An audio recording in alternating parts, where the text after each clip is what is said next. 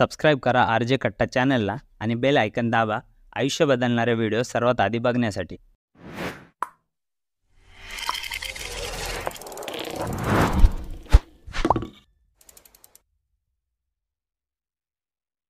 नमस्कार मित्रांनो, एकदा पुन्हा तुमचे स्वागत आहे RJ कट्टा चॅनलवर। लास्ट व्हिडिओमध्ये मी तुम्हाला डेल कार्नेगी यांचे पुस्तक how to win friends and influence people यामधून 5 प्रिन्सिपल सांगितले होते आणि आजच्या या व्हिडिओमध्ये पण मी त्याच पुस्तकांमधून अजून 3 प्रिन्सिपल सांगणार आहे। ते 5 आणि हे 3 असे एकूण 8 प्रिन्सिपलला तुम्ही तुमच्या आयुष्यातले सोनेरी नियम बनवले पाहिजेत। यांना फॉलो करण्यासाठी जाणीवपूर्वक प्रयत्न करा। काही दिवसातच तुम्हाला समजेल की लोक तुम्हाला पहिल्यापेक्षा जास्त पसंत करायला लागले आहेत। तुमच्या मित्रांची संख्या पण वाढली आहे आणि तुमचे पालक पण बोलतील की आमचा मुलगा आता खूप समजदार बनला आहे। चला तर बनूया आधीपेक्षा जास्त उत्तम। आणि हो, तुम्ही जर ती पहिली व्हिडिओ बघितली नसेल तर तिची लिंक मी डिस्क्रिप्शनमध्ये दिलेली आहे, तिथे जाऊन तुम्ही ती चेक करू शकता। तर चला सुरुवात करूया। प्रिन्सिपल नंबर 1, लोकांची नावे लक्षात ठेवा। जर तुम्हाला वाटत असेल की आपण लोकांना जिंकावे तर त्यांचे नाव लक्षात ठेवा, हे खूप परिणामकारक आहे। आणि जर तुम्हाला त्यांच्या नावासोबत त्यांचा वाढदिवस पण लक्षात असेल तर ही खूपच चांगली गोष्ट आहे। नाव लक्षात ठेवायची सर्वात सिंपल ट्रिक ही आहे की तुमच्या बोलण्यामध्ये त्यांच्या नावाचा उल्लेख ठेवा, त्याचा वापर करा। जर कोणी तुम्हाला बोलेल की हाय माझे नाव रमेश आहे तर तुम्हाला भेटून आनंद झाला, असे बोलण्याऐवजी तुम्ही त्याला बोला की रमेश तुम्हाला भेटून खूप आनंद झाला रमेश। इथे फक्त तुम्ही 2 वेळा त्यांचे नाव घेतले आहे, पण यामुळे त्यांचे नाव तुमच्या चांगल्या प्रकारे लक्षात राहून जाईल आणि समोरच्याला पण चांगले वाटेल त्याचे नाव ऐकून। डेल कार्नेगी बोलतात की एका माणसासाठी जगात सर्वात महत्त्वाचा शब्द म्हणजे त्याचे नाव असते। लोकांचे नाव घेतल्याने ना फक्त तुमचे चांगले मित्र बनतात तर याचे खूप सारे फायदे पण असतात। अँड्र्यू कार्नेगी यांनी लहानपणी ससे पाळले होते आणि हळूहळू त्यांची संख्या वाढत गेली। आता एवढे सगळे ससे पाळणे त्यांना परवडण्यासारखे नव्हते, तर त्यांनी त्यांच्या आजूबाजूला राहणाऱ्या मुलांना सांगितले की जर ते या सशांना खाण्यासाठी जेवण पाणी देऊ शकले तर ते त्यांच्या सशांचे नाव त्यांच्या नावांवरून ठेवतील आणि ही आयडिया उपयोगाला आली। हीच ट्रिक अँड्र्यू कार्नेगी यांनी बिझनेसमध्ये पण वापरली। ते पेन्सिल्व्हेनिया रेल रूट कंपनीला रेल ट्रॅक विकू इच्छित होते आणि त्या कंपनीचे प्रेसिडेंट होते जे एडगर थॉम्सन। अँड्र्यू कार्नेगी यांनी एक मोठी स्टील कंपनी बनवून तिचे नाव एडगर थॉम्सन स्टील वर्क्स असे ठेवले। आता तुम्ही स्वतःच सांगू शकता की थॉम्सन यांना जेव्हा पटरीची गरज भासली असेल तेव्हा त्यांनी कोणाकडून विकत घेतली असेल। अँड्र्यू कार्नेगी हे त्यांच्या कंपनीत काम करणाऱ्या प्रत्येक कामगाराला नावाने ओळखत असत। जोपर्यंत कंपनीचे मॅनेजमेंट त्यांच्या हातात होते तोपर्यंत त्यांच्या कंपनीत कधीच स्ट्राईक झाली नाही।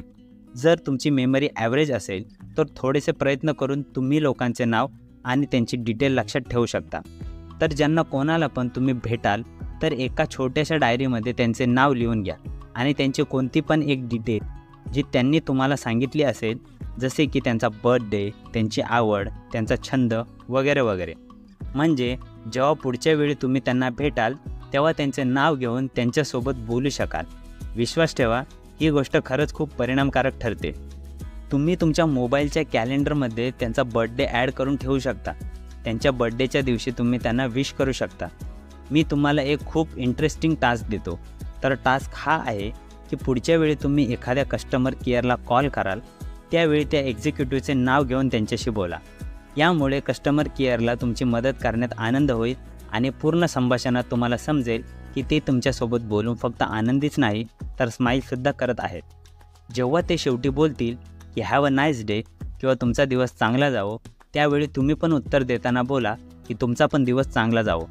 प्रिन्सिपल नंबर 2, कधीही कोणासोबत भांडण करू नका, कारण तुम्ही कधीही भांडणात जिंकू शकत नाही, फक्त नाते खराब होतात। काय फरक पडतो काँग्रेस चांगला आहे की BJP किंवा इतर कोणता पक्ष? तुम्ही या गोष्टींवर भांडण करून तुमचा एक चांगला मित्र गमावत आहात आणि तुमचा वेळसुद्धा वाया घालवत आहात।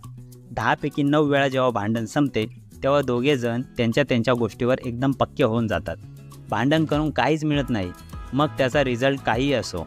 तुमचा विरोधक तुमच्या मताशी कधीच सहमत नाही होत, तर नेहमी लक्षात ठेवा की भांडण करून काही फायदा होत नाही। जरी तुमच्या विरोधकाने तुमच्या मताशी सहमत होऊन तुमच्या गोष्टी ऐकल्या तरी पण तो मनात त्याच्या गोष्टीबद्दल अजून पक्का होऊन जातो। प्रिन्सिपल नंबर 3, कधीही कोणाला डायरेक्ट हे नका बोलू की तो चुकीचा आहे। जेव्हा तुम्ही डायरेक्ट एखाद्याला बोलता की तो चुकीचा आहे तर तुम्ही इनडायरेक्टली हे बोलत असता की तुम्ही त्याच्यापेक्षा जास्त हुशार आहात. तर जेव्हा तुम्हाला कोणाला सांगायचे असेल की तो चुकीचा आहे, तर सुरुवातीला आपली चूक सांगा. तुम्ही अशा प्रकारे बोलू शकता, मी तर काहीतरी वेगळाच विचार केला होता, कदाचित मी चुकीचा असू शकतो, माझ्याकडून खूप चुका होतात, चला एकदा मिळून सर्व तपासून पाहूया. जर तुम्ही तुमचे मत, तुमचा विरोध अशा प्रकारे व्यक्त कराल तर खूप कमी चान्सेस आहे की समोरचा व्यक्ती नाराज होईल किंवा तुमच्यासोबत भांडण करेल. या प्रकारे केलेल्या छोट्याशा प्रयत्नाने तुम्ही तुमच्या विरोधकाला तुमचं सोबती बनवू शकता. तर लक्षात ठेवा की जेव्हा तुम्ही एखाद्याची चुकी त्याला यासाठी सांगत आहात की त्याने ती चूक सुधारावी, तर पहिले तुम्ही हे सांगा की तुमच्याकडून पण चुका या होतात. सुरुवातीपासून सांगा की त्याच्याकडून काय चूक झाली आहे आणि चुकीला कशा प्रकारे सुधारले जाऊ शकते. जेव्हा लेखकाच्या सेक्रेटरीकडून चूक होत असे तेव्हा ते तिला सांगायचे की मी जेव्हा तुझ्या वयाचा होतो तेव्हा त्यांच्याकडून किती मोठमोठ्या चुका व्हायच्या. मग ते तिला सांगायचे की तुझ्याकडून ही चूक झाली आहे, याला असे नाही तर तसे गेले पाहिजे. अशा प्रकारे बोलण्याने त्यांच्या सेक्रेटरीने कधीच तिची चूक सुधारण्यामध्ये कमी दाखवली नाही. तर नेहमी लक्षात ठेवा की असे कधी होऊ शकत नाही की तुमच्याकडून कधी चूक होऊच नाही शकत. जर तुम्हाला तुमच्या ज्युनियरला सुधारायचे आहे तर आपली चूक पहिले सांगा आणि मग बघा तुमचे बोलणे किती परिणामकारक ठरते. तर हे होते 3 principle how to win friends आणि इन्फ्लुएन्स पीपल यामधून. या पुस्तकामध्ये एकूण 30 प्रिन्सिपल आहेत आणि सर्व प्रिन्सिपल हे खूप कामाचे आहेत. तर आता सध्या एवढेच. व्हिडिओला जास्तीत जास्त शेअर करा आणि सबस्क्राईब करा आरजे कट्टा या चॅनलला. Thanks for watching. नमस्कार.